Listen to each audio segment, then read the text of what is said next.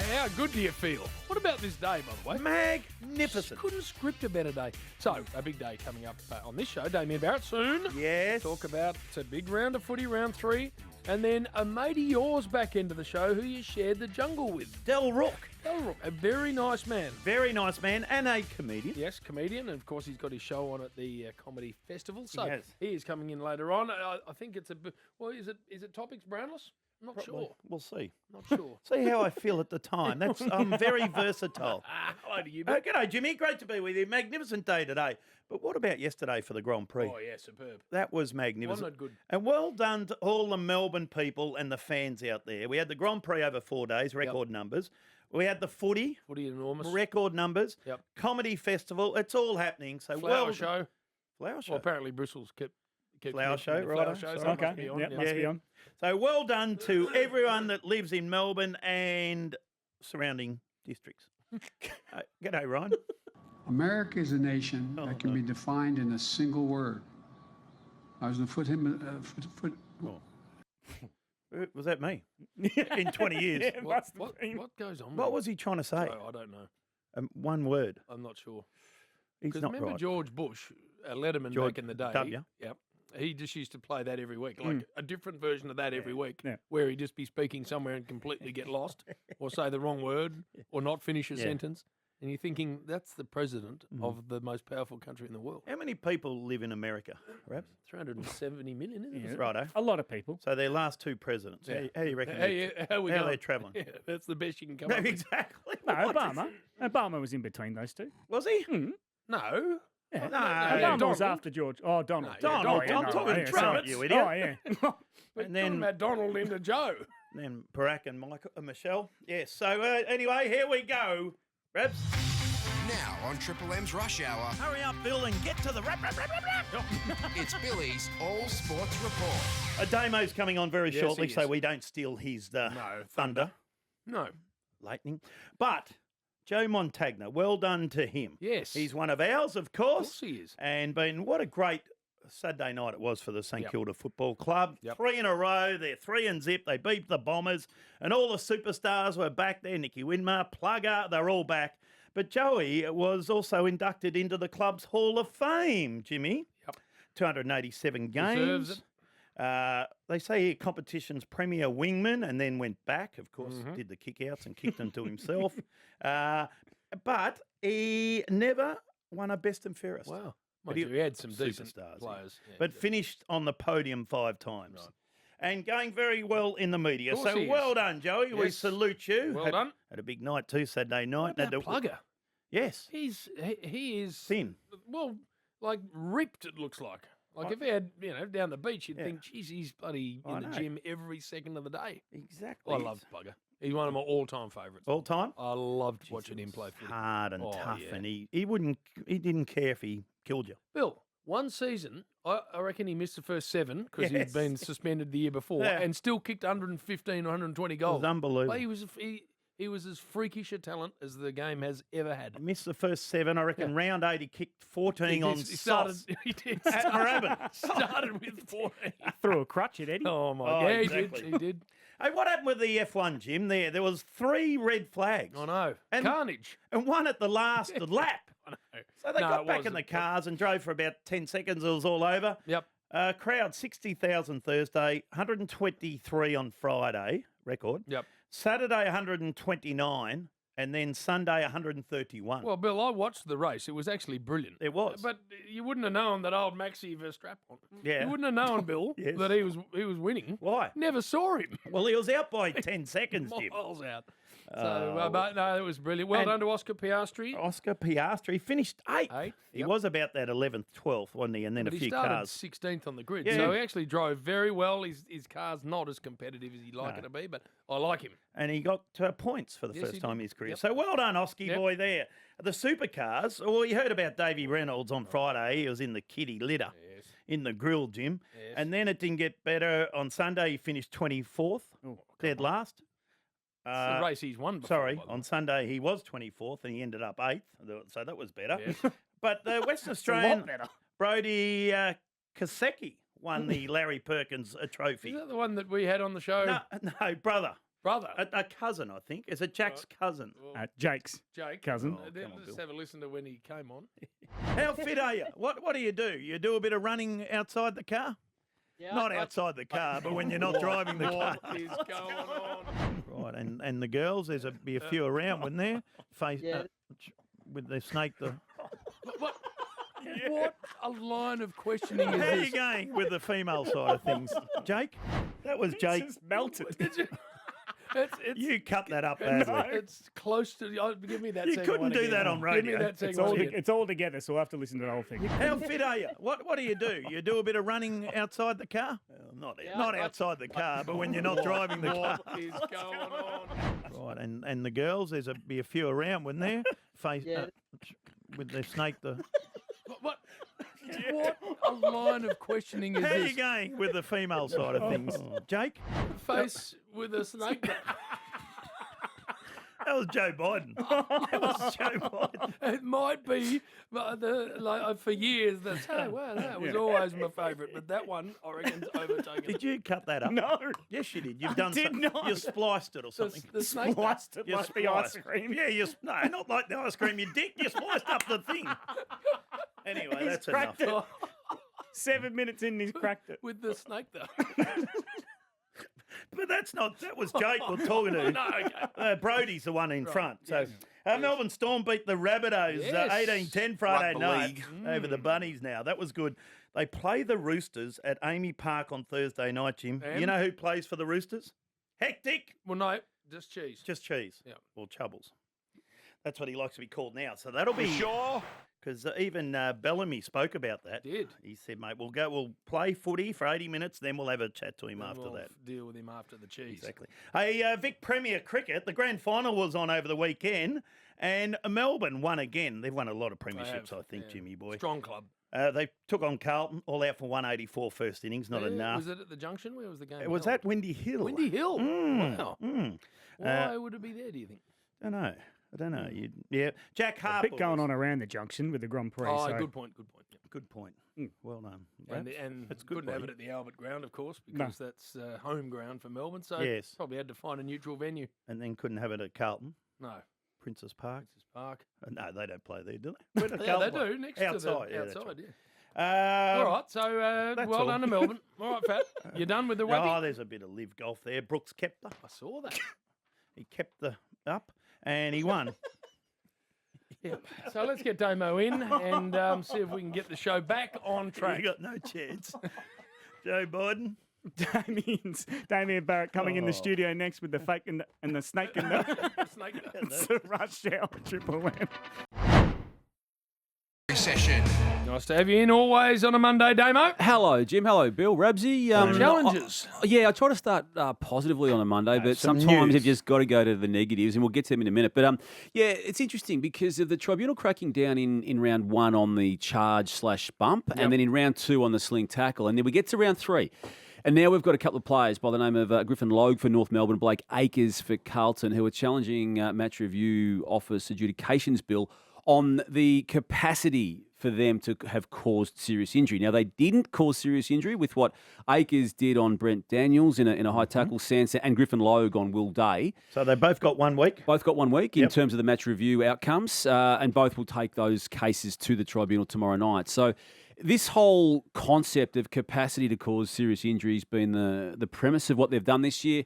They've been really firm in the first 2 weeks. These two examples, the players are going to argue, well, we didn't cause serious injury. How's your rules going to stack up when you get the lawyers on it in the tribunal sense? So But I hope what there's the no AFL have done is taken a hardline stance on head high, haven't they? Yeah. And so that'll be interesting to see what happens out of this. It will. Because they were both head high, yes? Yes, they were. I mean, and Righto. the Will Day one on Griffin Logue, I don't think anyone can watch that incident and argue that Griffin Logue didn't choose to make contact. And that is a problem in itself. But obviously, Will Day got up and was probably Hawthorn's best player in what was a good win for the Hawthorn team. So they're going to argue that. So it is interesting because I feel the first 2 weeks it's been really clear, but it has been on the back of the damage being caused in the incidents. And now we've got this very easy to legally challenge phrase of the capacity to cause serious injury being I challenged. haven't seen the Blake Acres one, but certainly Griffin Logue. I was astounded that North Melbourne didn't challenge the Jai Simpkin one the week before. previous week, This is yeah. just a jumper punch. That's a fine for me. I couldn't believe that got a week. Didn't didn't go to the tribunal, that one, did it? I No. would have absolutely challenged that. But Yeah. this one, I'm with you. If you choose to bump, we keep saying it. Yeah.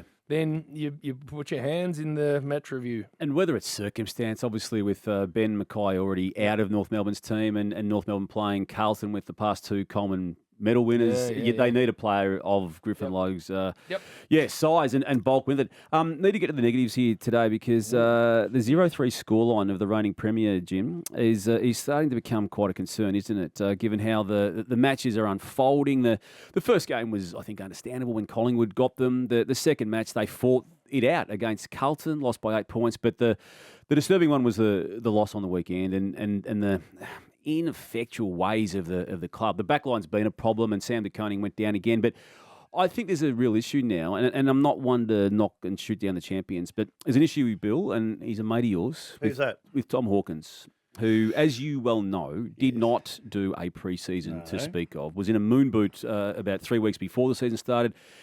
Barely got any form of fitness sufficient enough to be ready. Played round one, played round two, played round three. Play round one, actually. It was, yeah. So the 17 kicks he's only managed to get in the 3 matches, 3 goals only, none against Gold Coast on the weekend just gone. So is it time? I would argue they would have to be thinking about taking him out of the match day operations and just giving the pre-season he didn't get.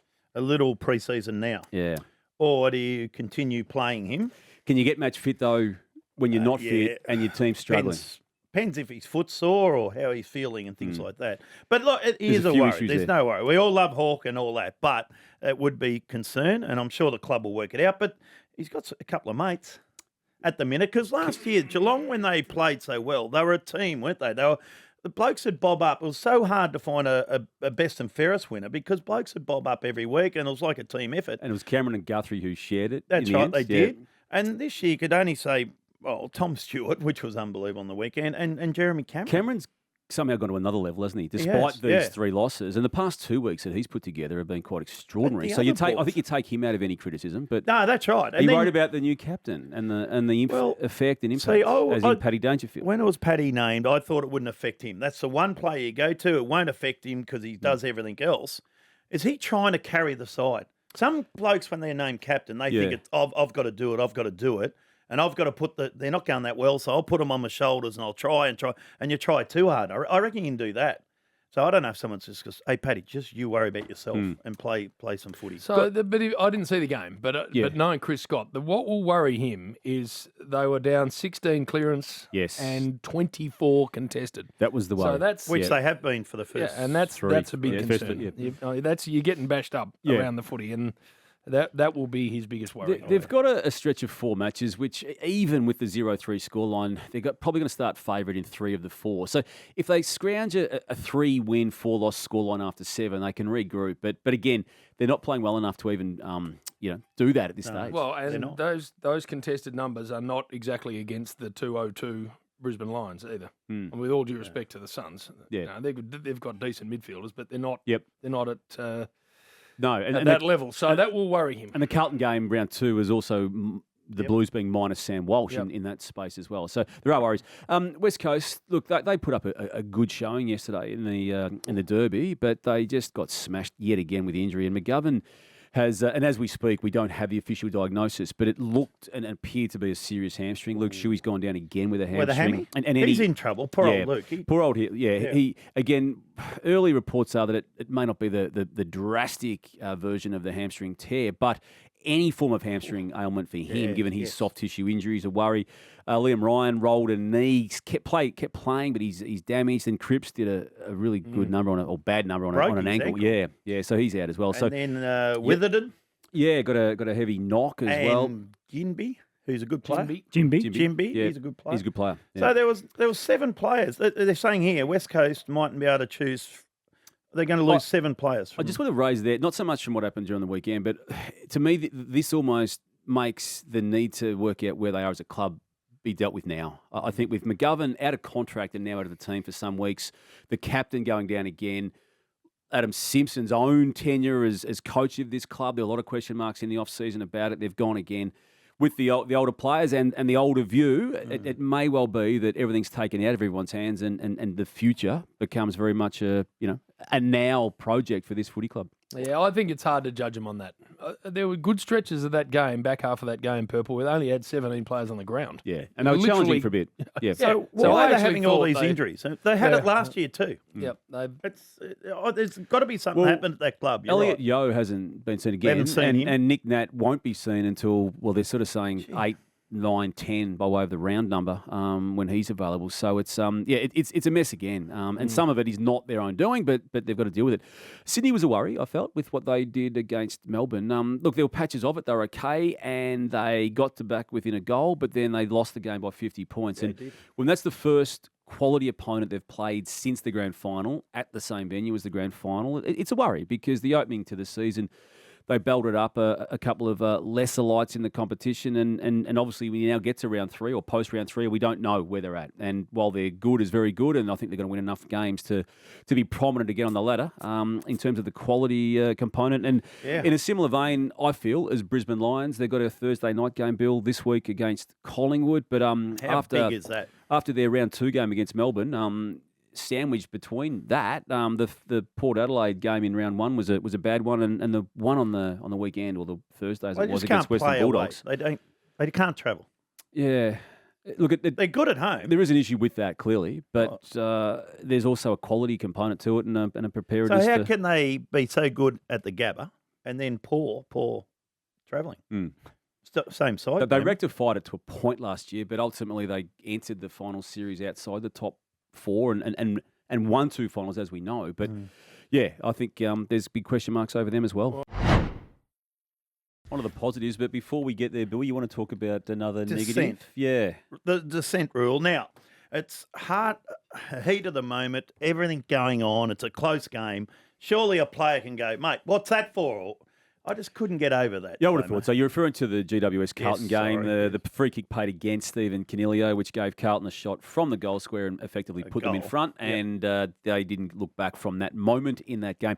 Look, the AFL's reluctant, and again, I believe they are going to formulate some form of statement in the next 24, 48 hours. I believe they are. I haven't yet got that anywhere. I've spoken to them, but at this stage, as we speak, there hasn't been. But there's a reluctance, and I get it, from the people representing the umpires. For the umpire who may make a mistake or a howl or whatever word you want to do, for that person not to be the focus of the outcome of the statement. So, and I get that. I mean, it's a very volatile situation. And no one goes to work to get abused. No, okay? no. We all know that. But I fear if they are to try and present that as a good example of dissent in the game, I feel it misrepresents what dissent had become over the initial hard crackdown and then the relaxing. If they're swearing and pointing straight at him and things like that, ping him straight away. Yeah, bang. Yeah, and if there's a swear word in it, make that the barometer of whether it is or isn't. But from what we could gather with Stephen Canelio, so again, you can talk about it all day, and I don't think anyone's going to say it was the right call. I do ultimately say I like the dissent rule. I'm probably in a minority in that regard. No, I do too. And I like the crackdown on it. I like the relaxing of it. And I think it should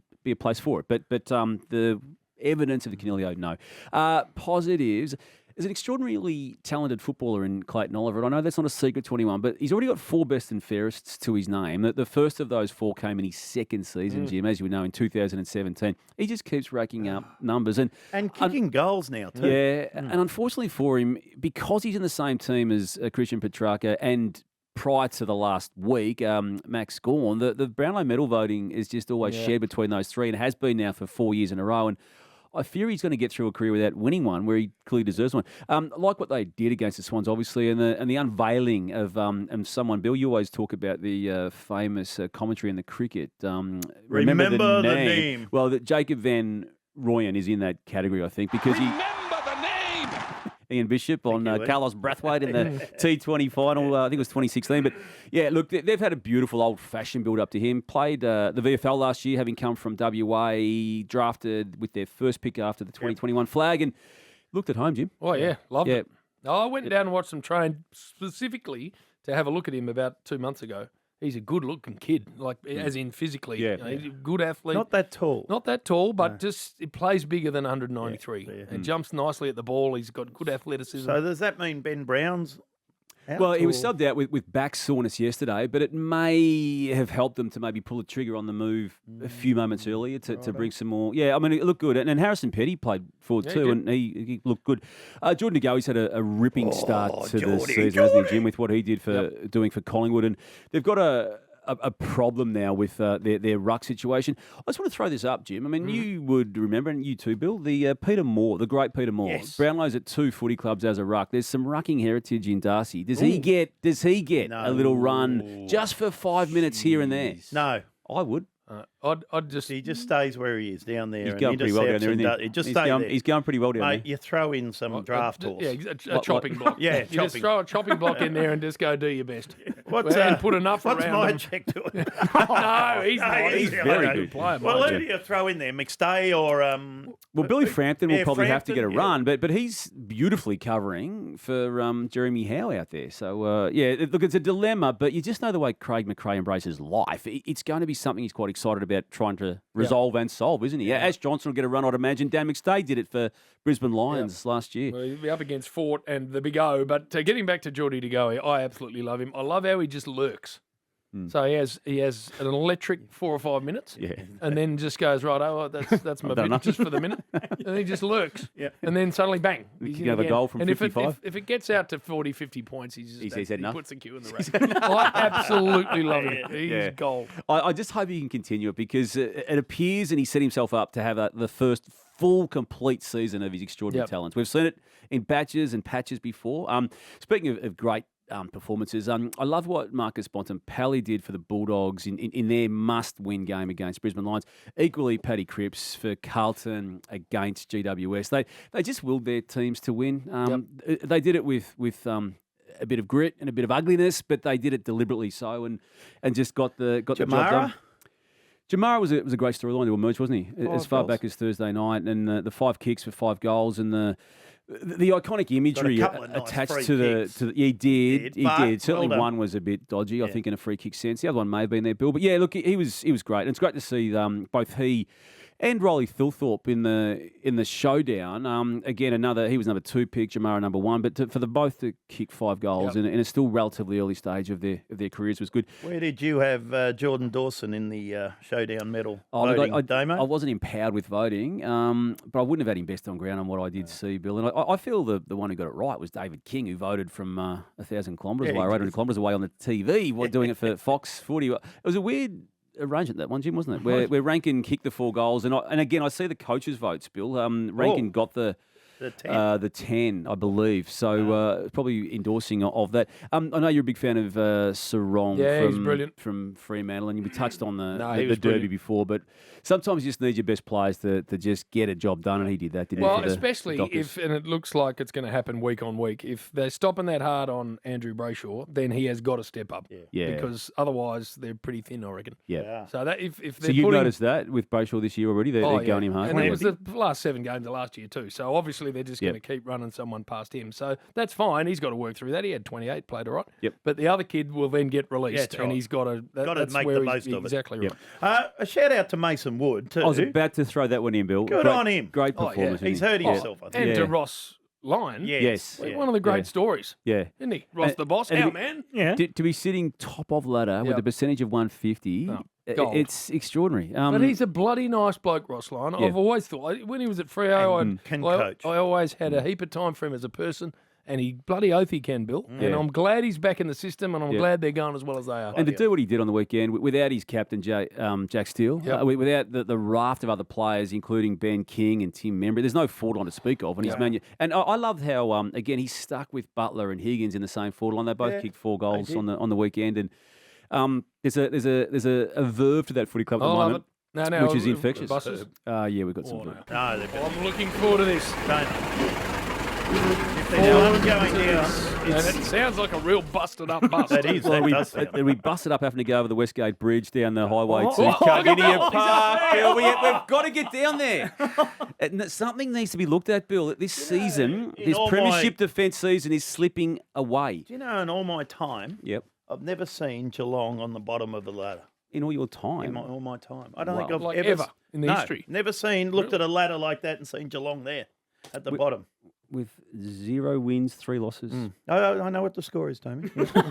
Where's the other bus going? The other bus is going a long way away across the Nullarbor to West Coast. We just need to see what they're doing. And again, the latest and the most recent problem is injury, and it's not how they're running themselves, but it does cause problems for those people running the club. So we're going to have a close look at them too.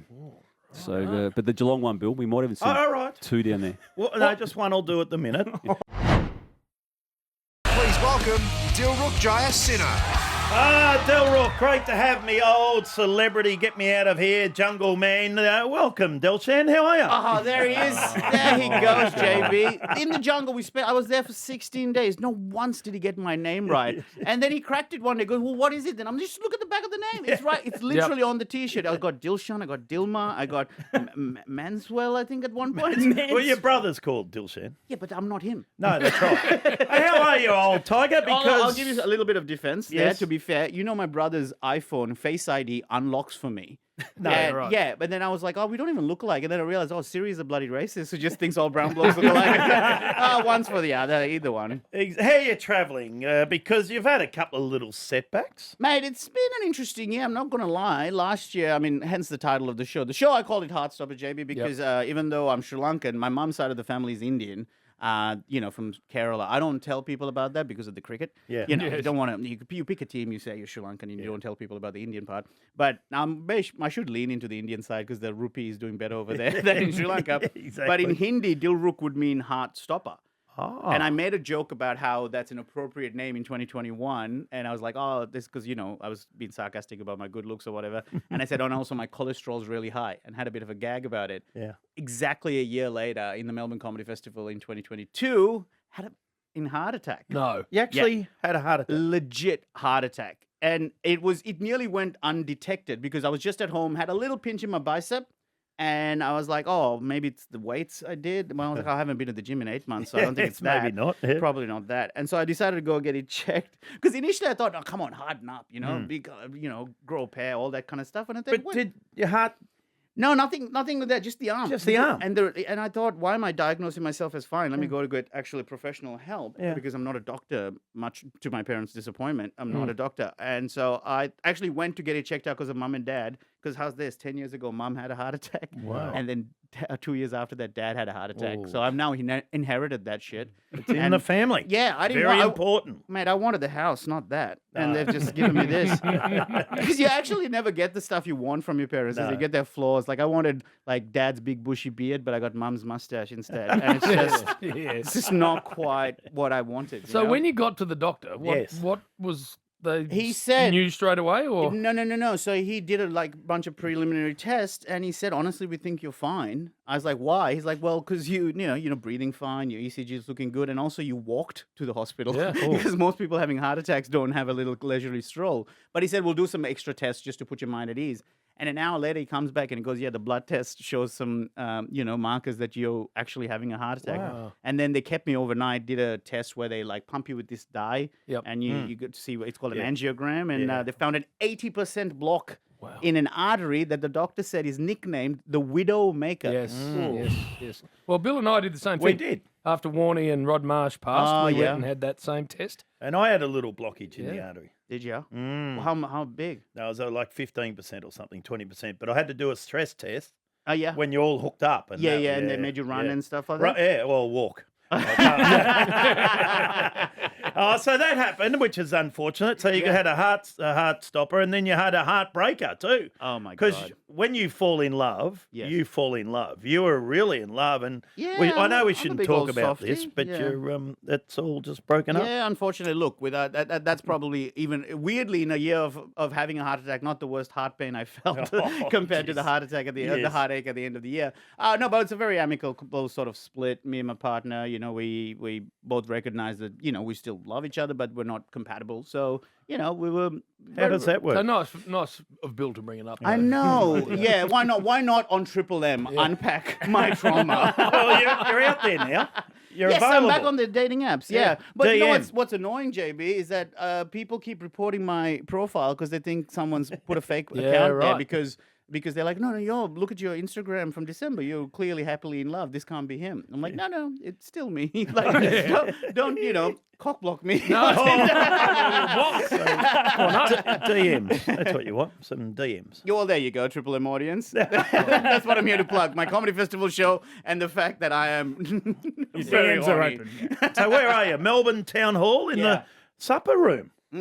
It's a big one. Upstairs. Righto. Yeah, nearly 300 people. Oh. Had a little sellout on Saturday. I'm not going to lie. I No, was very good, excited. good, Dilruk. Very, Good. very excited. No, Yeah. it's a really cool opportunity to be in the part of the festival and all that. And it just, especially when you're like a year ago, in the hospital and on the TV, they were playing the gala. And I'm like, all my mates are having fun while I'm here, 37-year-old with a heart attack. And because also all the other patients around me, because I was in the public system, all the patients around me were in their 80s or dead. Yep. Like that was the category that they'd put me in. So they had dead ones around you. Well, they moved like they were. Right, you know what I mean? Much like you on a stress test, to be honest. So how was Bill in the jungle? I'm looking at the lineup coming up. I see Carrie Ann and Dicko and last night, Adam Jim Cooney and was Pete on Hellier. TV. Yeah. How did you find him when he came in? Because he was a surprise. He was a surprise with Daisy Thomas. Look, to be honest, I was a bit upset.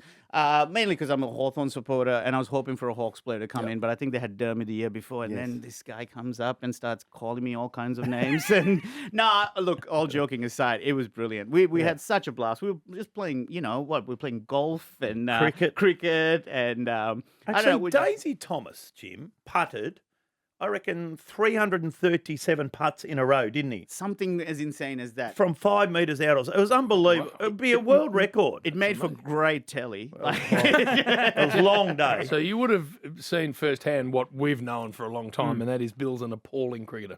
Well, considering how bad the rest of us were, I think you still stood out. The hand-eye coordination thing. What I found more surprising is he doesn't snore. When you see the man, you just assume he's a snorer. No, I never want to know that. Really? Well, compared to me, I guess you were not that bad. No, that's right. You can snore like a train. My favorite part about the whole thing, JB, is that when you go into the jungle, because you don't get enough food, almost everyone loses weight. You lost like 8 kilos? Yes, yeah. Didn't you? I ended up actually putting on weight because I ate everybody else's food. The only person ever in the jungle to put on weight. Unbelievable. It's a Monday joke. It's a Monday joke. So in other words, it's rubbish. It's about a bottle of wine for you. So we'll just see how it goes. Waiter, I'd like a bottle of wine, please. What year, sir? Well, I'd like it now. Where's the entree, Jim? Look at him. Rabbits. No, that's shit. That's an entree. Rabs? No. Oh, you got another one? Yeah, that was an entree. I saw it. Right. It was because of you. All You right. like your wine. Well, Bottle so you're of saying wine that's for not, entree. Yes, there we go. you're saying that's not the joke. And now we go to the main course. Right.